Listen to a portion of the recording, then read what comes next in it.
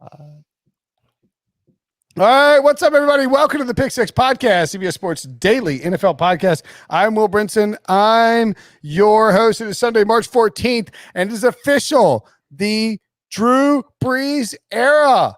Drew Brees' career has ended. The New Orleans Saints quarterback announced 15 years to the day of his signing with the Saints that he is retiring from professional football. Joining me to break down Drew Brees' career and to look at his legacy with the Saints in the city of New Orleans, Ryan Wilson. Wilson, what's up, buddy? Dude, this is it's amazing. Not that Drew Brees retired, but this tweet, as we're doing this live at 5:35 p.m. on Sunday, from Adam Schefter, and I'm triple checking to make sure it's Adam Schefter, not a darn Schefter. So the Saints are restructuring Taysom Hill's contract to create cap room. A 4-year, $140 million contract extension, which blows your mind and blows my wig off. All years are voidable. It's a mechanism to free up cap space this year, per source, according to Adam Schefter. That is Adam Schefter, right? Says the Saints $7.5 million against the cap this year. So that's interesting, and they're in the. This probably has nothing to do with Drew Brees. They knew he was going to retire, but that's noteworthy off the top, but certainly not as noteworthy as Drew Brees' career. I'm trying to think the first time I saw. Have you seen Drew Brees play live? As a fan or otherwise?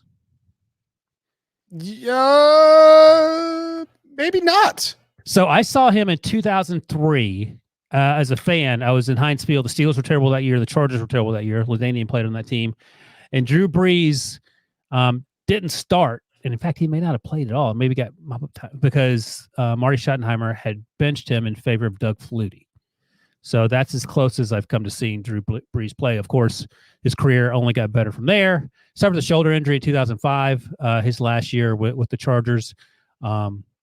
We heard on the All Things Covered podcast with Bryant McFadden and Patrick Peterson when they talked to Nick Saban last week that Nick Saban wanted Drew Brees in Miami when Saban was the coach for the Dolphins, but he couldn't pass the physical, so they went with Dante Culpepper, and clearly that changed the history of certainly the Saints.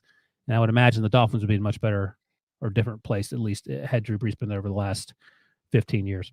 So he was drafted by the Saints with the 32nd overall pick in the 2001 NFL. By the Chargers with the 2001 NFL draft. They had taken, of course, LaDainian Tomlinson, 5th overall, and it was LT and Brees were going to be the guys to set the stage for the Chargers to sort of to get going in a new direction. And yet Drew Brees only lasted 5 years in San Diego. Did you say he was the 32nd overall pick? Yes. So that's funny because that's before the year before the Texans expansion. So he was a second-round pick. Yeah. But he was out of Purdue. 32nd pick, which now, of course, is a first-round pick. So what was right. He would have been back in the first round. What's the other team? That's Jaguars. The Jaguars. No, Jaguars were there. They came in 95. Yeah, Jaguars and Panthers were there. It was the... Is there another team or just the Texans? Well, that'll be the next podcast. Anyway, top of the second round. He was, always undersized. Didn't start any games his rookie year. Which is Marty Schottenheimer because Phillip Rivers didn't play for that's right 2 years. Came on and of course played pretty well in his first season. Okay, second season, 17 touchdowns, 16 picks. Year, 11 games in his third season. The Chargers went 2-9 in those games. And then in his fourth season, made a Pro Bowl and the Chargers went 11-4. He threw for 27 touchdowns and 7 interceptions, 3,100 yards. But at that point, the Chargers had drafted Phillip Rivers, right? And so Rivers, eventually they had to make a decision. They were worried Brees wasn't the guy, and so they went after Rivers, and they had to make a decision. Well, and they also...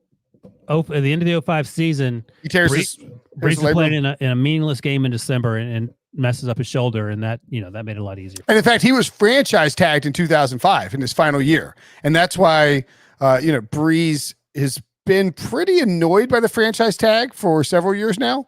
Because the Saints used it on him as well, but that restricted his movement in San Diego. He got hurt, and he felt like it diminished his ability to go out and get really paid in free agency or to potentially stay in San Diego.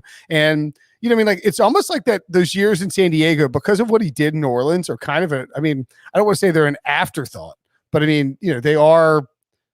It's like 5 years of his career, almost just, we don't even really associate him with the Chargers. I mean, we do, but he leaves in free agency. He goes to visit the Dolphins, ends up signing with the Saints and Sean Payton, and as a result, he gets paired up with one of the great offensive minds and has a Hall of Fame career. So you mentioned he was franchised in 2005.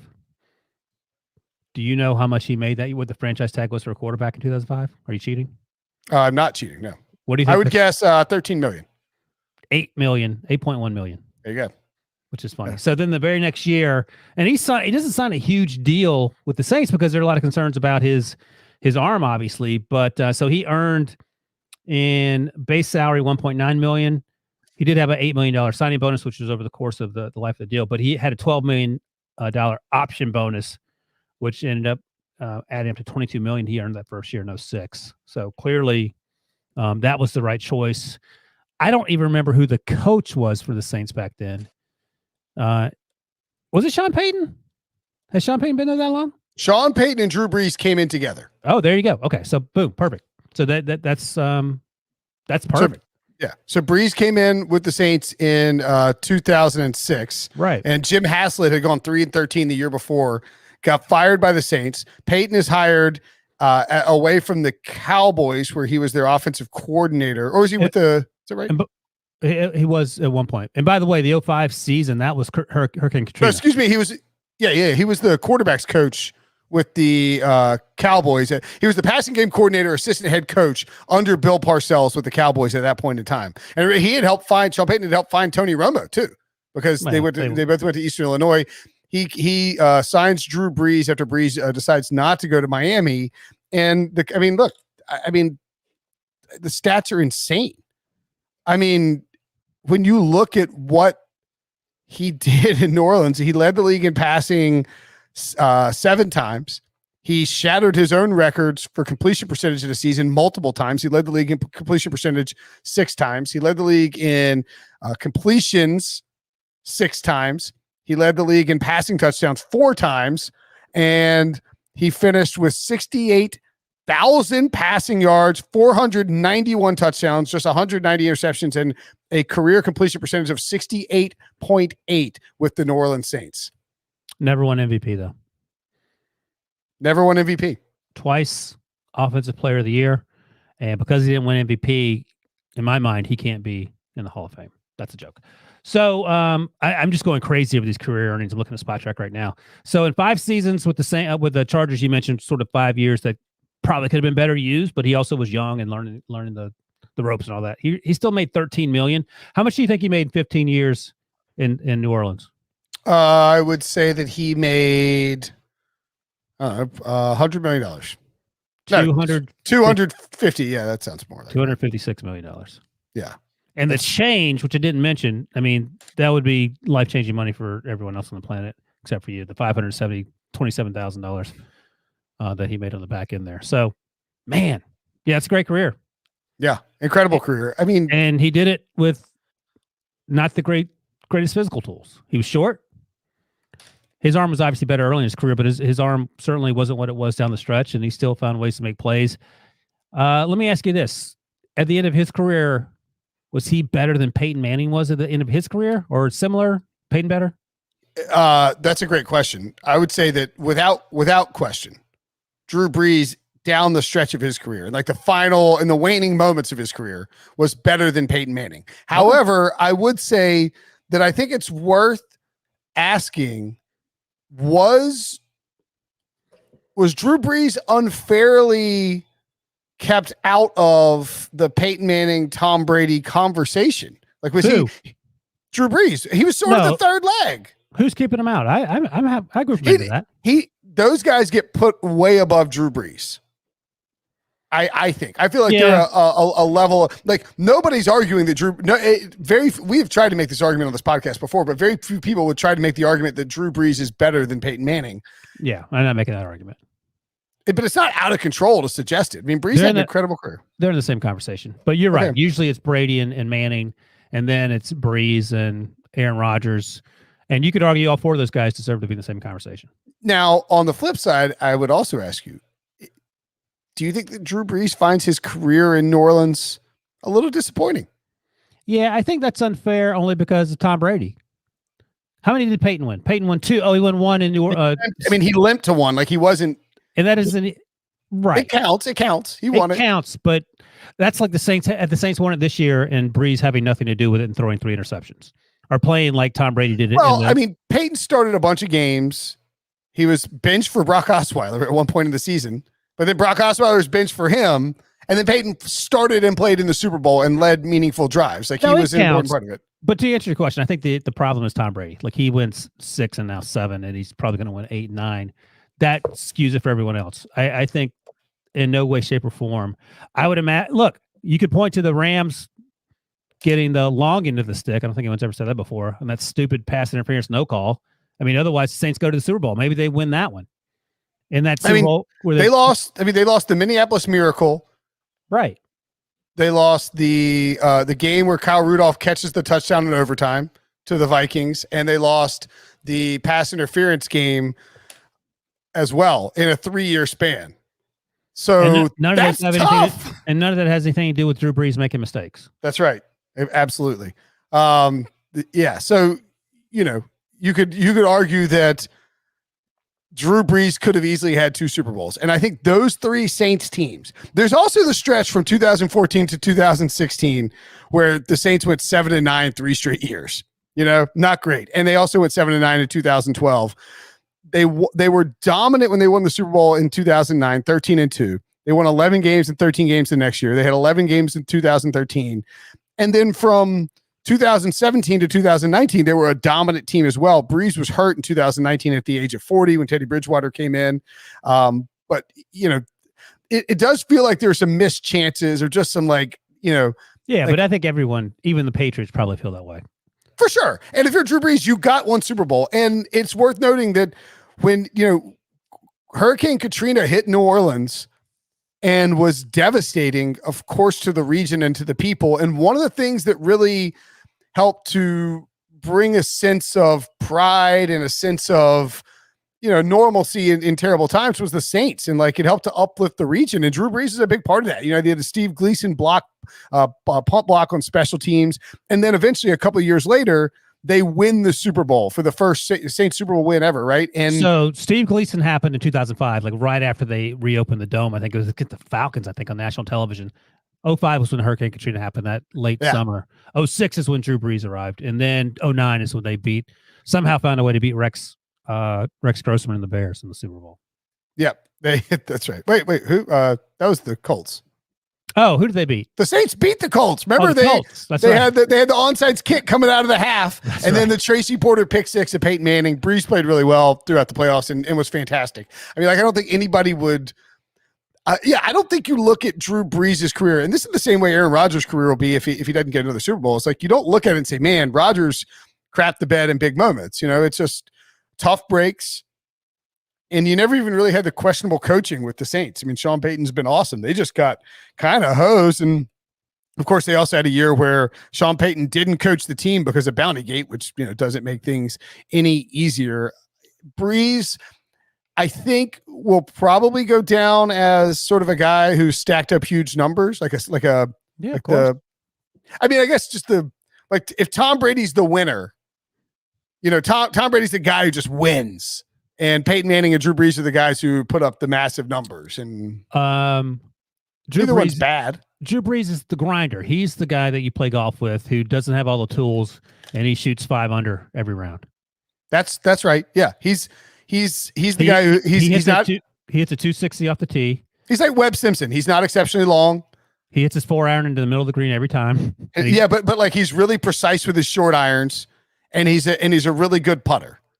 He does everything really well, but he doesn't have this insane athletic ability. He's getting up and down every time. I mean, he's getting it done, but he ain't going to hit at 350. Yeah.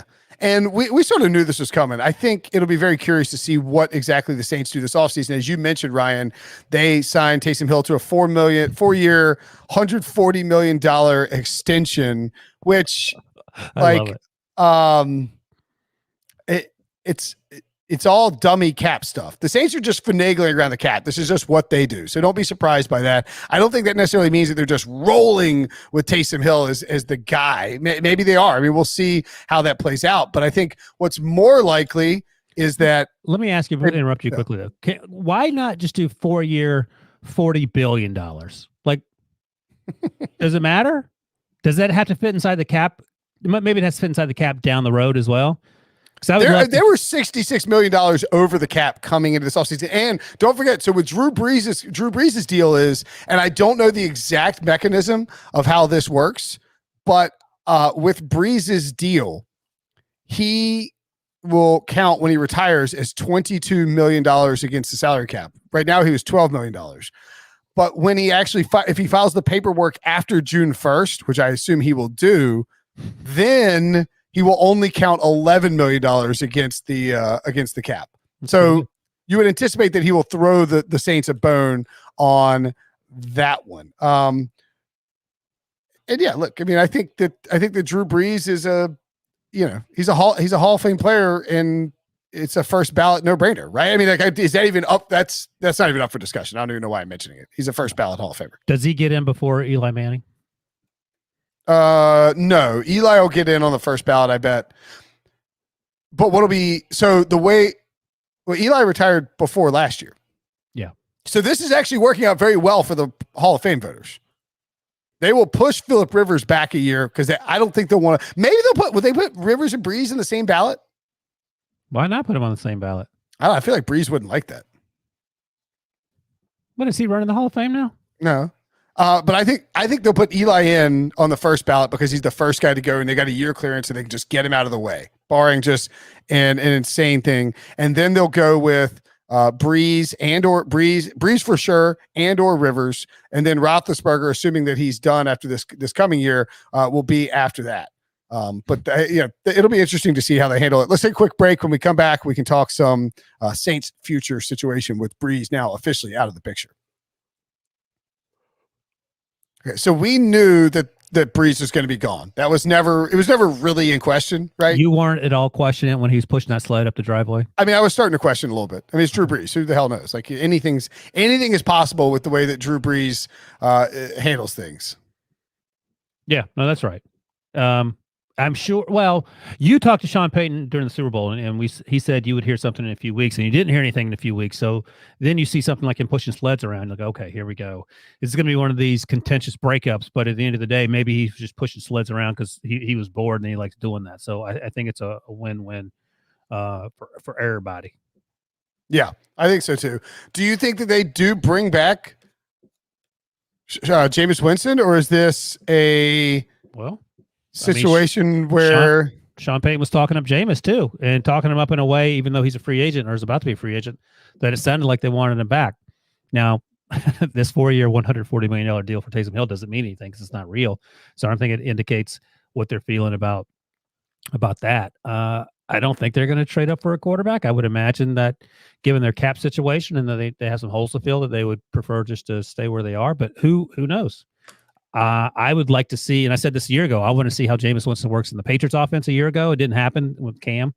But I want to see Jameis Winston slim down, happy. I'd like to see a year of Jameis Winston working with Sean Payton on the field. Like I used to joke, like I said, I think that Sean McVay could take Blake Bortles and make him into a really good player. Well, we have the just as good of opportunity with Sean Payton and Jameis Winston. I think Jameis Winston is obviously better than Blake Bortles. I think that's obvious. But Sean Payton certainly knows his way around coordinating up an offense, and I think it'd be fun to watch. I agree.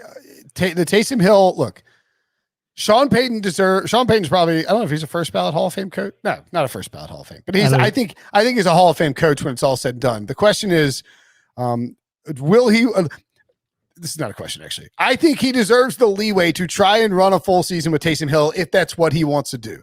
I personally would not do it. I would want Taysom Hill as a secondary or tertiary option to Jameis Winston and or something else. Do you think it's possible that the Saints, despite being $66 million over the cap, could get involved in Russell Wilson or Deshaun Watson? How? Like if they can make the I math don't, work. I don't. I mean, you could trade Marshawn Lattimore and Ryan Ramczyk in a first rounder. I don't know how you make the math work salary cap wise, but I would imagine if you could get on that sweepstakes, you would certainly do it. Yeah, I would love to see that as well. I mean, imagine Russ there, imagine Deshaun there. Would you rather have Russ or Deshaun? I would rather have.